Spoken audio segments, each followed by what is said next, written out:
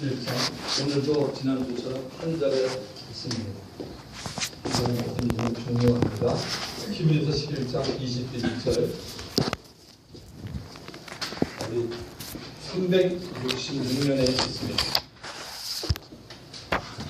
다같이 합독하겠습니다. 믿음으로 야곱은 죽을 때 요셉의 각 아들에게 축복하고 그 지팡이 머리에 의지하여 경배하였습니다.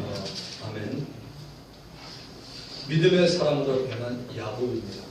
사랑하는 성도 여러분, 사람이 변한다는 것은 굉장히 어려운 일입니다. 자신의 의지로 잠깐 동안 변할 수는 있습니다. 그러나 환경이 어려워지고 여러 가지 시험이 오면 더 이상 변화되지 못하는 자신을 종종 발견하게 됩니다. 야곱의 일생을 돌아보면서 어떻게 그가 믿음의 사람으로 변할 수 있었는지 살펴봅니다. 평범했던 야곱이 믿음의 사람으로 변화되었습니다. 꼭 기억해 주실 것이 하나 있습니다. 하나님의 은혜가 야곱의 생애 속에 넘쳐났고 그 은혜로 인하여 야곱이 믿음의 사람으로 변화되었던 겁니다. 우리 옆 사람에게 이렇게 말해 보십시다. 당신도 야곱처럼 믿음의 사람으로 변할 수 있습니다.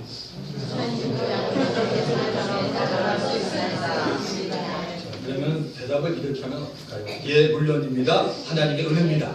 예, 물론입니다. 할렐루야. 하나님의 은혜는 누구든지 다 변화시킬 수가 있습니다.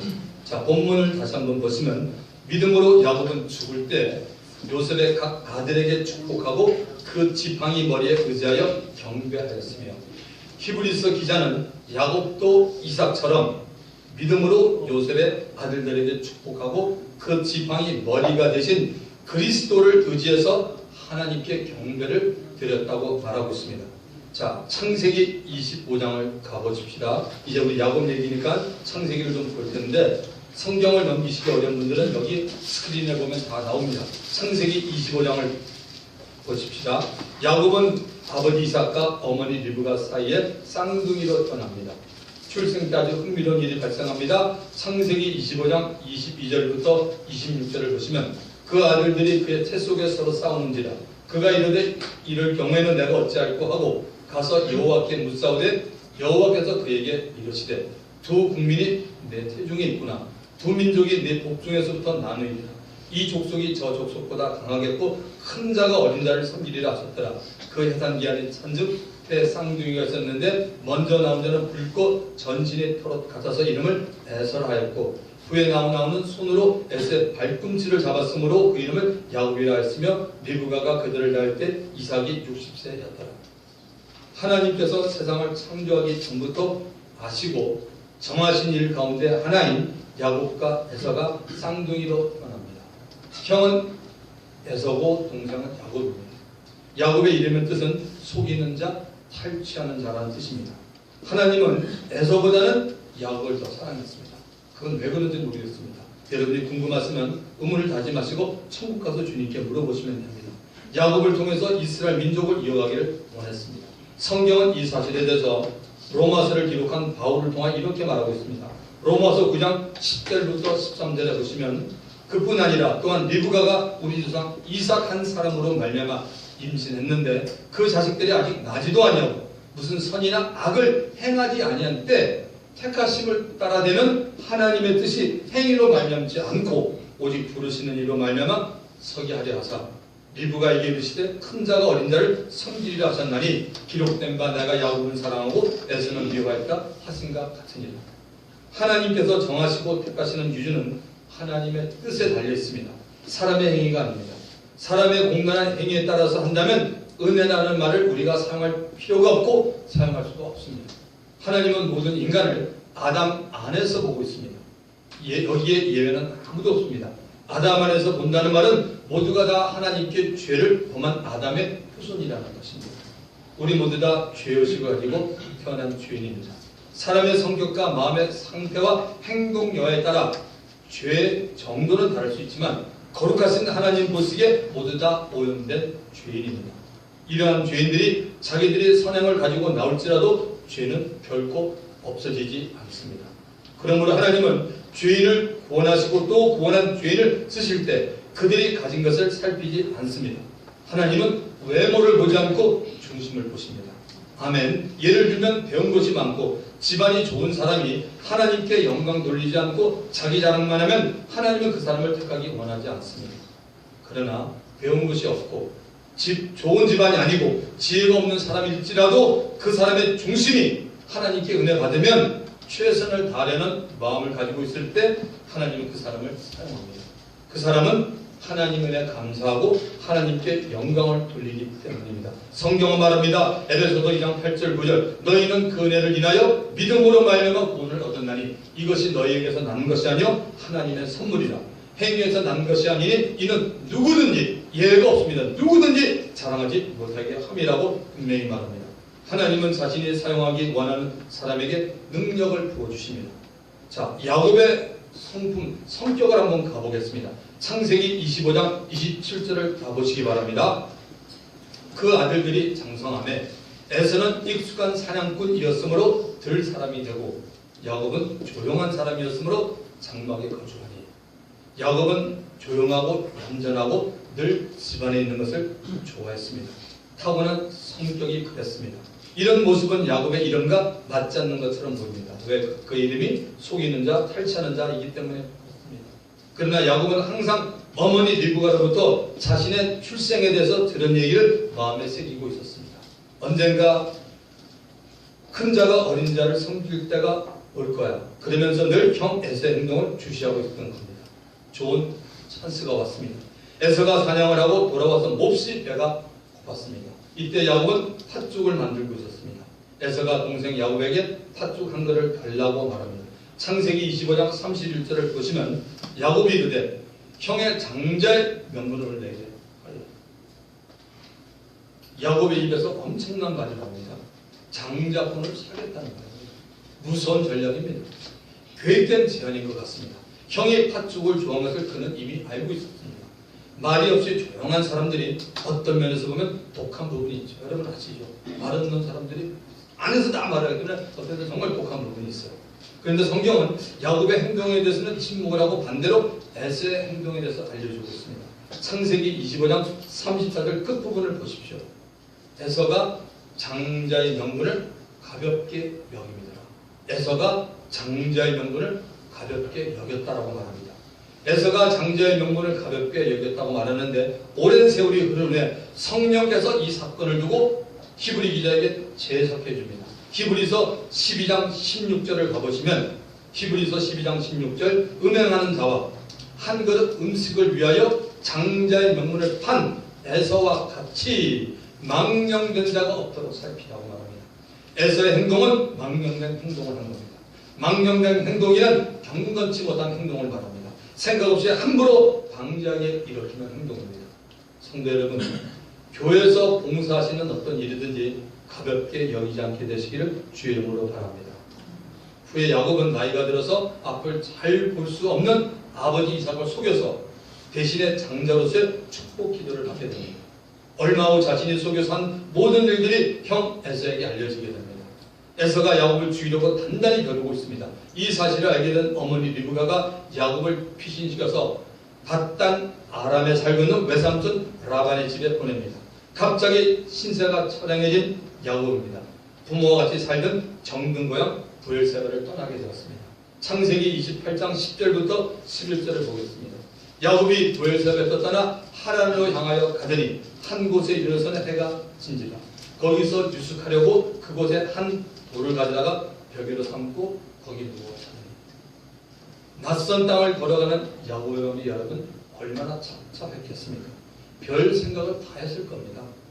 내가 왜 형을 속이고 장자의 명분을 취했을까? 형과 나는 어떤 관계로 앞으로 남을까? 아버지 이삭의 마음은 얼마나 아플까? 큰 아들에게 축복하지 못하고 작은 아들인 나에게 속아서 했으니. 그런데도 어머니 말을 들어보면 모든 것이 다 잘 되어가고 있다고 하던데 나 야곱은 정말 괴로운 사람이구나. 괴롭구나. 더구나 외삼촌은 한 번도 본 적이 없는 사람인데 나한테 잘해줄까? 야곱은 계속해서 고민에 잠기게 됩니다. 그러다가 한 돌을 발견하고 그 돌을 벽에 삼고 잠을 자게 되었습니다. 유명한 찬송가죠. 364장. 내 고생하는 것 옛 야곱이 돌베개 베고자 갔습니다. 꿈에도 속거니 늘 찬송하면서 주께 더 나가기 원합니다. 사랑하는 성도 여러분, 우리들이 야곱의 신세처럼 되면 가만히 계시지 못하는 분이 딱 한 분 계세요. 바로 야곱을 사랑했고 우리를 사랑하시는 하나님이십니다. 아멘. 창세기 28장 12절부터 13절을 봐보겠습니다. 꿈에 본즉 사닥다리가 땅 위에 서 있는데 그 꼭대기가 하늘에 닿았고, 또 본즉 하나님의 사자들이 그 위에 오르락내리락하고, 또 본즉 여호와께서 그 위에 서서 이르시되 나는 여호와니 너희 조부 아브라함의 하나님이요 이삭의 하나님이다. 네가 누워 있는 땅을 내가 너와 내 자손에게 주리니 인생살이가 힘이 들고 고난이 너무 심하면 하나님께서 반드시 그 택한 자녀를 만나고 위로해 주십니다. 믿으시기 바랍니다. 예레미야 애가라고 있습니다. 예레미야서 다음에 예레미야 애가라고 구약성경이 있는데 3장 33절을 보면 기가 막힌 말씀이 나옵니다. 예레미야 애가 3장 33절, 주께서 인생으로 고생하게 하시면 근심하게 하시면 본심이 아니시라고 성경은 말합니다. 하나님이 저와 여러분이 어려움을 당하고 고생하게 될 때 하나님이 원하시는 본심이 아니라고 분명히 말씀해 주고 있습니다. 바울은 고린도전서 10장 13절에 이렇게 말합니다. 사람이 감당할 시험 밖에는 너에게 당한 것이 없나니 오직 하나님은 미쁘사 너희가 감당하지 못할 시험당함을 허락하지 아니하시고 시험당할 중에 또한 피할 길을 여사 너희로 능히 감당하게 하신다라고 말합니다. 바울도 그의 생애 가운데 복음 때문에 많은 어려움과 고난을 당했습니다. 그때마다 바울은 기도했고 하나님은 그를 만나 주었습니다. 현재 우리들이 받는 고난이 있다면 오히려 믿음으로 기쁘게 받아들이시기 바랍니다. 하나님을 만날 수 있는 좋은 기회가 찾아오는 것입니다. 외삼촌 집에 머물면서 야곱이 했던 일은 삼촌 밑에서 양떼를 돌보고 키우는 단순한 일이었습니다. 한 달은 그냥 무보수로 일해 주었습니다. 그 다음 달부터는 보수를 받고 일을 하기로 합니다. 그러나 야곱은 돈 대신에 외삼촌의 딸 가운데 예쁜 라헬을 택합니다. 창세기 29장 18절을 보시면 야곱이 라헬을 더 사랑함으로 대답하되 내가 외삼촌의 작은 딸 라헬을 위하여 외삼촌에게 7년을 섬기리라. 사람은 무엇이든지 자기가 좋아하고 사랑하는 대상이 생기면 이상해집니다. 야곱이 어떤 자세로 일을 했을까요? 창세기 29장 20절을 보시면 야곱이 라헬을 위해 7년 동안 라반을 섬겼으나 그를 사랑하는 까닭에 7년을 며칠같이 여겼다. 와, 대단하죠? 야곱의 모든 생각은 라헬 한 사람에게 집중됩니다. 우리 청년들이 쓰는 말로 삘이 꽂힌 거죠. 거의. 누구나 하나님 보기에 좋은 일에 미치는 것은 너무 좋아요. 사랑하는 성도 여러분, 저와 여러분이 예수님과 그의 몸된 반석교회를 위하여 7년 동안 충성 다하고 봉사하는 것이 수일처럼 되기를 주의 이름으로 축원합니다. 우여곡절 끝에 야곱은 그곳에서 외삼촌의 두 딸 레아와 라헬을 얻게 되었습니다. 또 레아와 라헬의 시녀들인 빌하와 실바도 얻게 됩니다. 이 네 여자를 통해서 야곱은 12명의 아들과 딸 하나를 얻게 됩니다. 이 12명의 아들들이 이스라엘 12지파의 초대 족장들이 되었습니다. 첫 번째부터 네 번째까지만 보면 첫 번째는 루벤이고 둘째는 시몬, 세 번째는 레위가 유명한 모세와 아론이 나온 곳이고 그 다음에 네 번째가 유다입니다. 유다 지파를 통해서 다윗 왕이 나오게 되고 다윗의 지파를 통해 예수 그리스도가 옵니다. 마태복음 1장 1절을 기억하시죠? 아브라함과 다윗의 자손 예수 그리스도의 세계입니다. 야곱이 20년을 외삼촌 집에 보내고 드디어 고향으로 돌아옵니다. 돌아오는 길에 중대한 사건이 생깁니다. 야곱의 형 에서가 야곱을 죽이려고 군사 400명을 이끌고 야곱이 내려오는 길로 올라오고 있습니다. 원수는 외나무 다리에서 만난다고 하죠. 야곱은 참으로 진퇴양난이 됩니다. 야곱은 여호와 하나님을 믿는 사람이었고 하나님께서 주신 영적 체험도 있었지만 아직까지 영적 사람이 되지 못하고 육신의 사람으로 남아있던 겁니다. 육신의 사람은 어려운 일을 만나면 야곱처럼 행동하게 됩니다. 먼저 두려워합니다. 그리고 그 위기를 벗어나려고 본인이 생각하고 결정합니다. 그리고 난 다음에 하나님에게 기도합니다. 창세기 32장 6절부터 8절까지 이렇게 됩니다. 사자들이 야곱에게 돌아와 이르되 우리가 주인의 형 에서에게 이른즉 그가 400명을 거느리고 주인을 만나러 오되이다.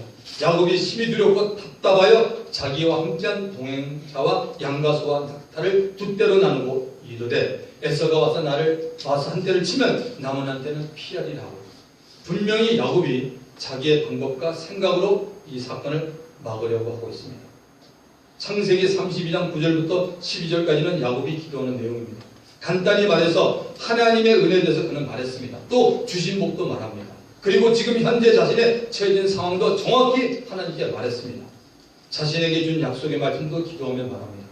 참으로 정확하고 좋은 기도의 내용이었지만 계속해서 자기 혼자 도망갈 국민만 찾고 있습니다. 여러분, 이런 말입니다. 우리에게 어려움이 다가오면 어떤 사람들은 먼저 자기의 방법을 정하든지 생각해 놓고 그리고 야곱처럼 하나님께 기도합니다.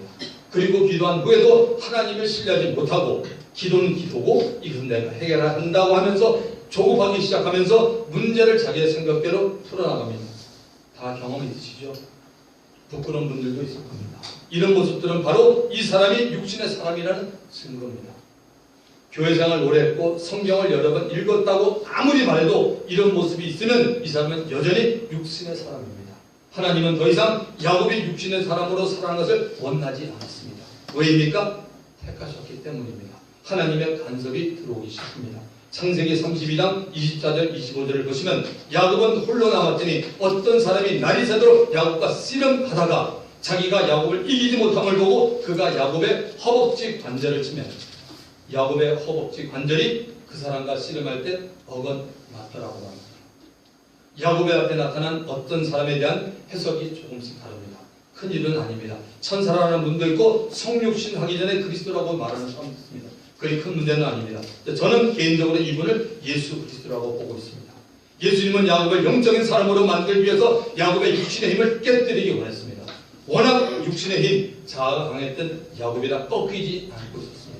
참다 못한 예수님이 야곱의 환도뼈, 허벅지 관절을 쳐서 어긋나게 만듭니다. 야곱의 육신이란 야곱 자신의 생각 따라 움직이는 몸을 말합니다. 야곱의 육신이 제대로 움직이지 못하므로 혼자 도망가려던 야곱의 계획이 무참히 무너집니다. 이제 야곱의 상황은 어떻게 됩니까? 도망도 못 가고 그 자리에서 형의 복수의 칼을 맞고 죽는 것이 야곱의 처한 현실입니다. 저와 여러분이 야곱이라면 이 시점에서 어떻게 하시겠습니까? 형에게 찾아가서 한번 살려달라고 손을 싹싹 빌고 무릎을 꿇고 빌겠습니까? 그 방법대로 한다면 여전히 당신은 육신의 생각입니다. 야곱에게 남아있는 일은 오직 하나입니다. 지금 자기와 씨름하고 있었던 그 사람 예수 그리스도를 붙들고 매달린 것 뿐입니다. 창세기 32장 26절 중반절을 보시면 야곱이 이르되 당신이 내게 축복하지 아니하면 가게 하지 아니하겠느니라.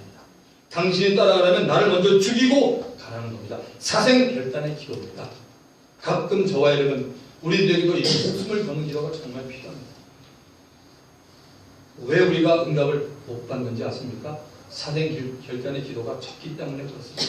왜 우리들이 안 깨어지는지 아십니까? 적당히 하기 때문입니다. 늘 적당히 기도를 하면 성령을 받을 수도 없습니다. 그러나 죽기를 각오하고 기도하면 육신의 사람이 깨어집니다. 여러분 얼마 전에 기억나나요? 제가 박윤선 목사님 얘기하면서 신학교에 있다가 목사님이 뭐라 그랬습니까? 조용히 3주 동안 안 계시면서 목사님이 기도원에 가서 기도해서 성령 받고 왔다고 말하지 않았습니까? 그 정도로 각오를 해야 된다는 거예요. 28절을 보시면 그가 이르되 내 이름을 다시는 야곱이라 부를 것이 아니요 이스라엘이라 부를 것이니 이는 네가 하나님과 및 사람들과 겨루 이겼음이라고 말하셨습니다. 오해하지 마시고 잘 들어보시기 바랍니다. 하나님은 영적인 사람에게 집니다. 하나님은 영적인 사람에게 집니다. 하나님이 영적인 사람에게 진다는 말은 그의 기도를 들어주신다는 말입니다. 자꾸만 졸라대면 하나님이 안 들어줄 수가 없다는 말입니다. 예수님도 기도에 대한 귀로서 누가복음 18장에서 불의한 자 방간 앞에 호소하는 과부의 왕창에 대해서 이렇게 말합니다. 누가복음 18장 5절에 보시면 이 과부가 나를 번거롭게 하니 내가 그 원한을 풀어주리라. 그렇지 않으면 늘 와서 나를 괴롭게 하리라 했느니라고 말씀합니다. 여러분 기도를 깊이 하셔야 합니다. 기도를 방해하는 악한 세력들이 많기 때문에 그렇습니다. 공중 권세 잡은 자 마귀와 그 약한 영들 우리들에게 기도함을 빼앗아 기도 못하게 합니다. 그리고 기도를 시작하면 그 기도가 하나님께 상달되지 못하도록 온갖 방해를 하고 있기에 기도만큼은 진실되게 정직하게 온 힘을 기울냅니다. 믿으시면 아멘 하십시오. 이상하니만큼 성경에는 기도 옆에 단어가 없습니다. 힘을 쓰라는 말입니다. 이 말은 기도는 방해가 굉장히 심하다는 걸 알려주고 있습니다. 누가복음 22장 44절 예수님의 마지막 겟세마네 동산에 기도할 때입니다. 예수께서 힘쓰고, 저기 힘이란 말이 나오지 않습니까? 힘쓰고 애써 더욱 간절히 기도하시니 땀이 땅에 드는 핏방울 같이 되더라. 여기 보십시오. 사도행전 2장 42절 뭐라고 되죠? 힘이란 단어가 어디에 등장합니까? 그들이 사도의 가르침을 받아 서로 교제하며 떡을 떼며 오로지 기도하기를 힘쓰니라. 할렐루야. 여러분, 기도는 깊이 해야 합니다. 잠깐 하다 일어서는 것이 아닙니다. 정말 기도를 깊이 하시기 바랍니다.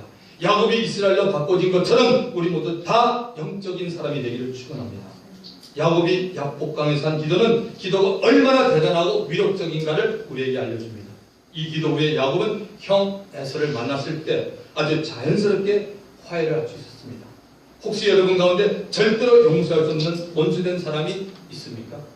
문제를 그 사람에게 있다고 하면 절대로 해결할 수가 없습니다. 해결되지 않습니다. 문제를 나에게 있다고 인정하시고 육신의 사람이 깨어지는 기도를 해서 영적인 사람이 되면 그 문제를 해결해 주시는 하나님의 지혜가 반드시 주어지는 걸 믿으시기 바랍니다. 그 외에도 계속해서 영적인 야곱의 삶에 어려움이 찾아왔습니다. 물론 야곱 자신의 실수도 있었지만 야곱의 아들들의 성숙되지 못한 신앙으로 인해 어려움이 더 많아졌습니다. 우리들도 자녀의 신앙을 잘 인도하지 못하면 자녀뿐 아니라 우리에게도 어려움과 역경이 찾아올 수 있습니다. 야곱의 신앙에서 볼 수 있는 중요한 것들 가운데 하나는 야곱은 하나님 앞에 나와서 회개하는 기도를 잘했습니다. 창세기 35장을 가보도록 합니다.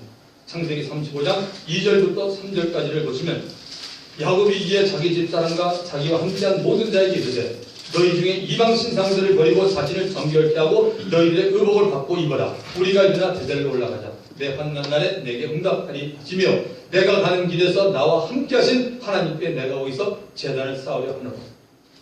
야곱은 회개할 때 확실히 철저하게 회개했습니다. 하나님이 사랑하고 아끼고 쓰시는 사람의 공통점이 많습니다. 세 가지를 알려드릴 테니까 이거는 여러분 평생에 좀 간직하시기 바랍니다. 수첩에 정말 손바닥인데 세 가지 정말 중요합니다. 이 세 가지를 지키는 사람은 하나님이 사용하고 계속 사용하십니다. 저와 여러분의 직분의 관계가 없습니다. 저도 여기에 포함됩니다. 이 세 가지를 꼭 기억하시기 바랍니다. 첫째는 험불입니다. 겸손한 사람입니다. 겸손하지 않으면 하나님께서 안 쓰십니다. 궁금하시면 천국 가서 물어보세요. 성경에 너무 많이 나옵니다. 구약과 신약에서. 겸손하지 않으면 하나님이 싫어하십니다. 하나님 안 씁니다. 그 사람. 두 번째, 열정 있는 사람입니다. 열정. 주의 일에 열정이 있어야 됩니다. 로마서 12장 11절에 말하잖아요. 열심을 품고 주를 섬겨라. 게으르지 말고 열심을 품고 주님을 섬겨라. 세 번째는 뭡니까? 바로 이 repentance, 회개입니다. 회개하는 사람입니다.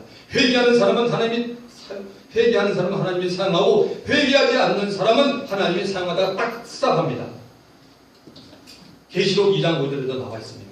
하나님의 마음에 합했던 다윗 또 하나님께 회개했습니다. 다윗이 훌륭한 점이 여러분 뭔지 아세요? 인격 참 좋아요. 다윗을 근데 다윗이 강력했던 부분은 뭐냐? 남들이 못하는 부분이죠. 그는 철저하게 하나님 앞에 회개했던 사람이에요. 하나님은 회개하는 사람을 사랑합니다. 하나님께서 어떤 사람을 사랑하실까요? 재능이나 은사를 많이 가진 사람입니까? 아닙니다.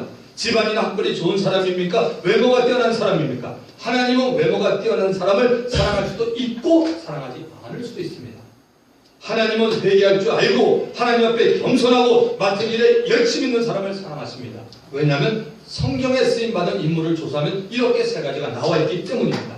겸손, 회개, 열정만 있으면 저와 여러분의 삶 가운데 지속적인 성령의 기름부심과 하나님의 역사가 나타나는 걸 의심치 않게 되기를 주의 이름으로 축원합니다.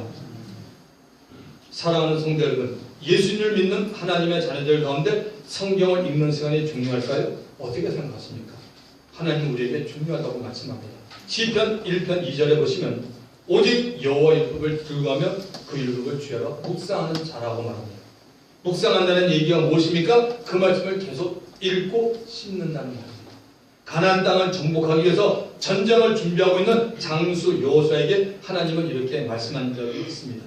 여호수아서 1장 8절을 보시면 이 율법책을 내 입에 떠나지 말게 하며 주야로 그것을 묵상하며 그 안에 기록된 대로 다 지켜 행하라. 그리하면 네 길이 평탄하게 될 것이며 네가 형통하리라. 아멘. 때로는 하나님은 우리의 생각과 너무나 틀립니다. 지금 칼을 들고 싸움을 나가는 사람을 붙잡고 하나님은 이렇게 말씀하는 겁니다. 너 내 말을 자꾸 씹어요. 그리고 그 씹은 내 말을 생각하면서 너에게 부딪힌 말씀을 그대로 지켜 행하라고 말합니다. 그래야 형통해진다고 합니다. 할렐루야 여러분. 우리는 예수 믿는 사람입니다. 예수 믿는 사람은 내 방법, 내 생각대로 사는 것이 아닙니다. 하나님의 지혜, 하나님의 방법대로 살아야 될 줄 믿습니다. 저는 여러분들이 다 지난주에 히브리서 11장을 읽었다고 생각합니다. 제가 설교 가운데 여러분에게 말씀을 드렸던 것 같아요. 다 읽어보셨는지요? 믿음으로라는 말이 20번 나옵니다. By faith. 안 읽은 사람은 마음에 좀 찔릴 겁니다. 이 믿음으로라는 말은 믿음으로 순종도했고 믿음으로 축복했다는 말입니다. 이 믿음으로 행한 사람들의 공통점은 모두가 다 천국, 하늘나라를 사모하고 있었다는 겁니다. 그러므로 이들은 내세적인 신앙을 바라보면서 자신들에게 맡겨진 삶에서 믿음으로 최선을 다하며 살았던 사람들입니다.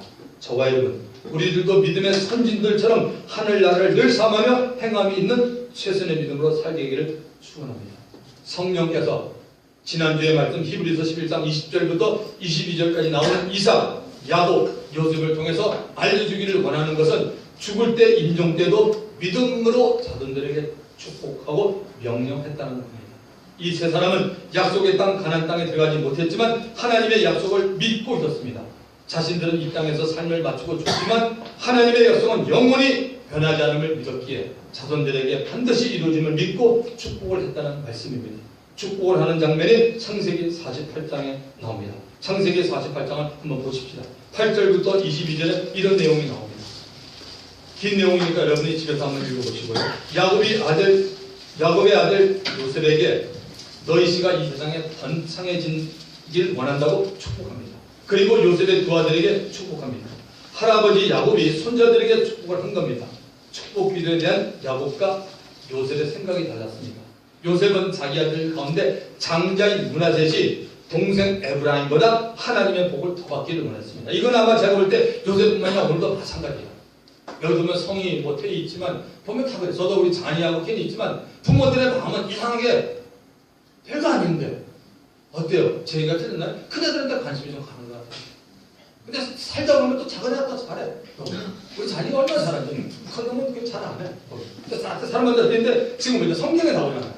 아버지 이 요셉은 어떻게 생각하냐면 자기 아버지 할아버지가 축복했으니까 애를 데려나왔는데 오른손으로 축복해준 뭐예요? 창자 우리 아들 므낫셋이 여기 받겠다. 우리 차자 둘째는 에브라임 여기 받겠다 생각했는데 야곱은 그렇게 축복하지 않습니다. 언니가 축복합니다. 이렇게 거꾸로 하죠. 깜짝 놀랍니다. 그랬더니 중요한 건 뭐예요? 야곱의 마음을 감동시킨 게 누구예요? 하나님입니다. 믿으시기 바랍니다. 하나님께서 그렇게 한 겁니다. 그래서 하나님께서 므낫셋보다는 이 차자를 갖다가 더 축복한 것을 볼 수 있습니다. 우리가 왜 그런지는 모릅니다. 저도 가끔 저에게 이런 경우가 있습니다. 제가 하나님 은혜 가운데 성도들에게 축복 기도를 할 때 제 마음과 생각이 많이 다르게 나올 때가 있습니다. 엊그제 말도 그래요. 금요일날 우리 명절날 마지막 날이었잖아요. 금요일날 치고 제일 많이 나온 날에 깜짝 놀랐습니다. 노원에 있는 청년들 가운데 나한테 세배로 온 청년들 우르르 왔고 그러니까 우리 청년들 많이 왔어요. 오늘 여기 지금 누구예요? 앤디는 못 나왔는데 앤디도 오고 철현이도 오고 우리 청년들 혼자 많이 나왔어요. 영환이도 오고 깜짝 놀랐어요. 그래서 하나님께서 그때 제가 혼자 오늘 사람들 나오겠나? 나오면 현미 혼자 나오려나? 이랬는데 사람이 진짜 많이 나왔다. 막 그냥 친교가 아주 좋았습니다. 그날. 어쨌든 그런데 그때도 기도할 때도 마찬가지입니다. 제가 어떤 이 청년을 보면서 이렇게 기도하려고 제 마음에 생각했는데 안수라는데 그렇게 안 나갔어요. 제가 느꼈어요. 그런 것처럼 우리가 때로는 우리의 마음을 하나님께서 붙잡아서 영 생각지 않게 기도할 때가 있습니다. 그때 저도 인간인지라 저는 얼마나 속으로 당황하는지 모릅니다. 성도 여러분, 그렇다면 당시 그들에게 주어진 하나님의 약속에서 가장 중요한 것이 무엇이었습니까? 이스라엘 백성이 가나안 땅에 들어가 살게 될 것이고 그리고 그 자손들을 통해서 영원한 세계가 온다는 약속이었습니다. 이 약속은 실제로 이루어집니다. 여호수아를 통해서 이스라엘 자손 모두가 다 가나안 땅에 들어가게 되었고 그리고 지금으로부터 2000년 전 인간의 역사 속에 하나님의 아들 메시아 그리스도가 왔습니다. 그리고 영적으로 가난한 여러분, 천국을 상징하고 있습니다. 당시 이스라엘 백성들이 어린 양의 피를 문지방과 문설주에 뿌리고 애국으로 구출되었듯이 우리도 예수 그리스도의 피로 말미암아 마귀의 종으로부터 벗어나 영적 가난인 천국에 들어갈 수 있게 됩니다. 에베소서 1장 7절에 말하죠. 우리는 그리스도 안에서 그의 내 풍성함을 따라 그의 피로 구속고 죄사함을 받았으니. 고린도서 1장 13절 14절에도 그가 우리를 흑암의 권세에서 건져내사 그의 사랑의 아들의 나라로 옮기셨으니 그 아들 안에서 우리가 속량과 죄사함을 얻었도다라고 말합니다. 지금 우리들에게 이루어지지 않는 하나님의 약속 하나뿐입니다. 아시죠? 예수 그리스도의 재림입니다. 우리 시대에 예수 그리스도의 재림이 이루어질지 안 이루어질지는 아무도 모릅니다. 마태복음 24장 36절은 이렇게 말합니다. 그러나 그날과 그때는 아무도 모르나니 하늘의 천사들도 아들도 모르고 오직 아버지만 아신다라고 말합니다. 그러나 우리들이 이 재림에 대해서 믿고 있을 때 재림을 준비하는 깨어있는 성도가 또한 우리의 자녀들에게 예수님의 재림에 대해서 말해줄 수가 있고 깨어있으라고 각성을 시켜줄 수가 있는 것입니다. 오늘 읽은 본문의 말씀은 저와 여러분들에게 예수 그리스도 안에서 믿음의 사람이 되라고 하는 것입니다.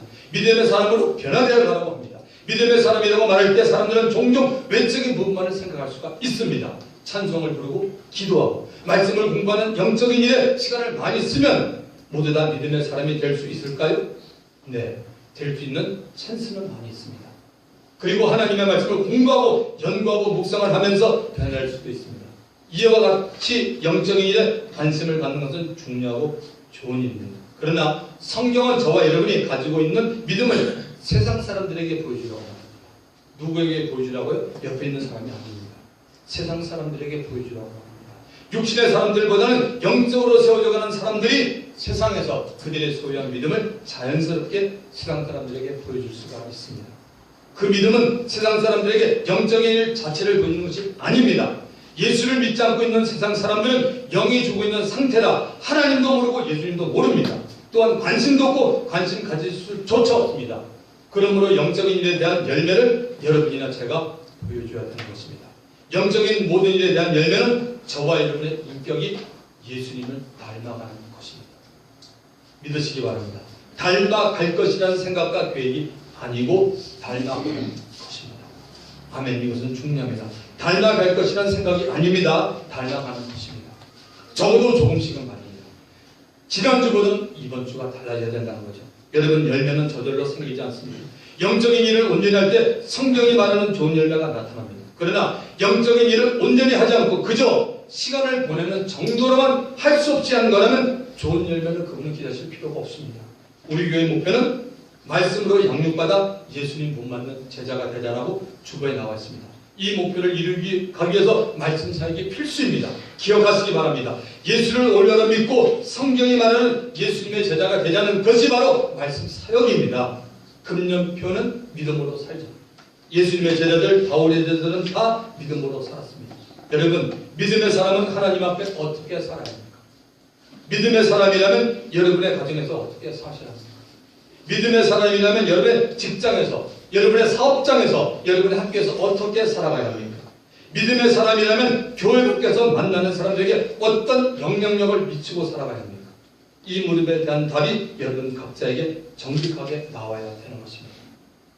그러면 저와 여러분들이 얼마나 부족하고 말씀대로 살지 못하고 있고 혹은 말씀대로 살려고 작정도 안 하고 살고 있는 우리들의 모습을 발견하게 됩니다. 우리들이 전도를 하지 못하더라도 나 때문에 주위 사람들이 예수를 믿지 않겠다, 교회 나가지 않겠다라는 말을 들으면 안 됩니다. 이렇게 되면 하나님의 영광을 완전히 가리게 되기 때문입니다. 그러므로 저는 저와 여러분들이 다시 하나님의 말씀을 바로 알아야 된다고 봅니다. 새롭게 모시는 하나님의 은혜로 새로운 각오로 말씀을 삶에 적용해 나가야 합니다. 말씀을 알고 있는데도 삶에 적응하지 못하고 있다면 그 문제를 반드시 하나님 앞에 기도하면서 찾아내어야 합니다. 문제는 여러 요인이 되지만 크게 두 가지로 보여집니다. 첫째는 말씀이 설교가 혹은 말씀이 자기에게 은혜가 안 되는 경우입니다. 잘 들어보십시오. 이런 때입니다. 전하는 사람이 무조건 믿고 보기가 싫은 경우입니다. 있을 수 있습니다. 목회자에게 너무 많은 기대하지 마시기 바랍니다. 몇 가지만 기대하시면 됩니다. 사람은 불완전하기 때문입니다. 기대를 많이 하는 사람일수록 실망도 커지고 그 실망이 쌓여가면 시험이 들어서 나중에 교회 나오는 것이 싫어지기까지 합니다. 부족한 제가 주 안에서 여러분들이 바라는 존경받는 인격을 소유하는 하나님의 종이대로 기도해 주시기 바랍니다. 또 이런 경우도 있습니다. 아주 중요합니다. 영적으로 저와 너무 맞지 않는 경우가 있습니다. 성도들 중에는 저하고 영적으로 맞지 않을 수 있습니다. 말씀을 전하고 설교하고 가르치는 방법이 본인이 생각하고 있는 성경관하고 너무나 맞지 않는 경우입니다. 대개 이런 경우는 다른 곳에서 성경을 배웠던 경험이 있는 사람에게서 볼 수 있습니다. 이 부분은 이 목사가 노력한다고 되는 일이 절대 아닙니다. 성령께서 그 사람의 생각이나 성경관을 바꿔주실 것을 바랄 뿐입니다. 두 번째는 자기도 모르게 말씀과 자신의 삶을 분리해서 살아가는 습관이 된 많은 그리스도인들이 있습니다. 이것은 꼭 고치셔야 합니다. 하나님의 말씀은 말씀이고 내 삶은 삶이다라고 주장하시면 이것은 주님이 볼 때 정말 안타까운 일입니다. 주님이 그 사람을 더 이상 변화시킬 수 없습니다. 전능하신 분이. 이런 사람들은 말씀을 귀하게 여기지 않습니다. 말씀을 절대로 귀하게 여기지 않습니다. 말씀을 강조하면 꼭 다른 말을 합니다. 꼭 말씀 안다고 되는 겁니까? 라고 따지는 사람들이 있습니다. 이런 사람들은 대개 성경이 말한 열매를 맺지 못하고 살고 있습니다. 항상 여기에 속하는 사람들의 마음에는 예수를 적당히 믿자. 돌면 그냥 믿으면 됐지. 뭐 교회가 한두 개야. 그 정도면 됐어. 우리 목사님 왜 그러실까? 하면서 자꾸만 자신의 생각을 합리화시켜서 사람들을 자기가 믿는 수를 끌어들이는 사람들이 있습니다. 이런 일은 좋습니다. 제가 이민교에서 목회할 때 이런 분들이 있었어요. 이들 모두는 세상에서 예수를 잘 믿는 것이 삶의 첫 번째는 아닌 사람들입니다. 여러분 가운데 이제 신앙생활을 시작하는 사람들이라면 얼마든지 있을 수 있는 일이고 용납이 될 수 있는 일입니다. 그러나 하나님의 은혜로 예수 믿고 거듭난 하나님의 자녀라면 하나님의 말씀을 귀하게 대하고 하나님의 말씀을 오늘 이 시대 우리의 삶에 적용하고 살아야 될 줄 믿습니다. 이 사람이 바로 믿음의 사람이요 성령의 사람입니다. 이러한 사람이 바로 하나님이 찾아지는 사람인 줄 믿으시기 바랍니다. 주님을 사랑하는 성도라면 주께서 주신 우리 교회의 목표를 이루어가는 과정에서 많은 기도가 필요하다는 것을 알게 될 겁니다. 그리고 나도 기도에 동참해야 한다는 사실을 인정하게 될 겁니다. 겸손해지고 열정적이고 회개하는 사람이 되면 하나님께 지금보다 더 많이 쓰임받게 될 것을 알고 믿게 될 것입니다. 야곱처럼 하나님 은혜로 변화돼서 믿음으로 세상을 승리하면서 사는 믿음의 사람이 다 되기를 주의 이름으로 축원드립니다. 오늘 말씀을 생각하면서 주님 한 번 부르고 통성하기 합니다. 주여 하나님 은혜 감사드립니다. 천장 없는 주의 은혜 감사드립니다.